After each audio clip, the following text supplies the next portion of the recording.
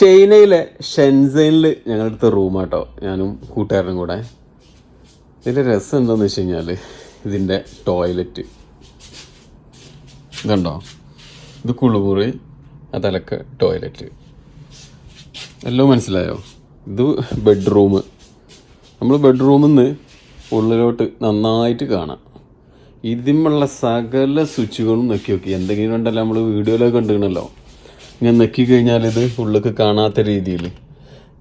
പക്ഷേ ഇത് ഉള്ളിലേക്ക് കറക്റ്റ് ക്ലിയർ ആയിട്ട് കാണുന്ന ടൈപ്പാണ്.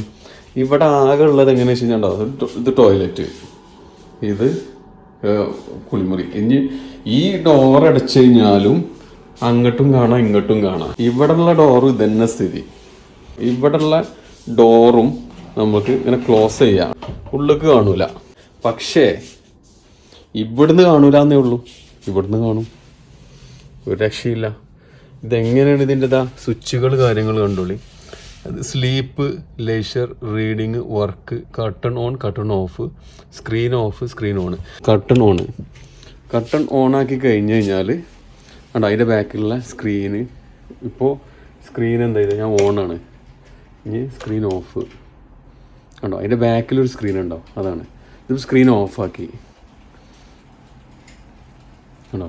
ഇനി കർട്ടൺ ഓഫ് കണ്ടോ, കർട്ടൺ ഓഫ്.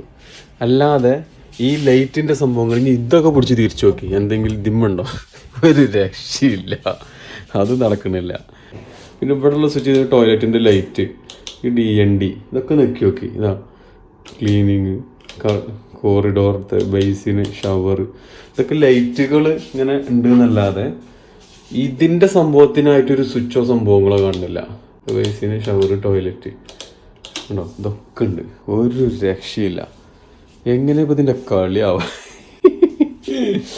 എങ്ങനെ ഇപ്പം ഇതിൻ്റെ ഉള്ളത് കുളിക്കുക എന്നുള്ളതാണ്. ഞാൻ പോനെ പിടിച്ച് പുറത്താക്കിയേക്കുക, അവിടെ നിന്ന് ഇറങ്ങാണ്ട് വാഷ്റൂമിൽ പോകാൻ വേണ്ടിയിട്ട്. ഇതാണ് അവസ്ഥ. രണ്ട് സൈഡിലും ഇതേ സെയിം സ്വിച്ചാണ്. ഇപ്പോൾ ഇവിടെയും കാണിച്ചു തരാം. ഇതുണ്ടോ, ഈ സെയിം സാധനങ്ങളാണ് ഇവിടെ ഉള്ളത്. പിന്നെ ഇപ്പോൾ ഇതെന്താ മിനിമം, ഈ ലൈറ്റിൻ്റെ മിനിമം ഇതൊക്കെയാണ് ഉള്ളത്. അല്ലാതെ ഒരു സംഭവം കാണുന്നില്ല. അറിയുന്നവരൊന്ന് പറഞ്ഞു തരും കേട്ടോ എന്താ ചെയ്യേണ്ടതെന്നുള്ളത്.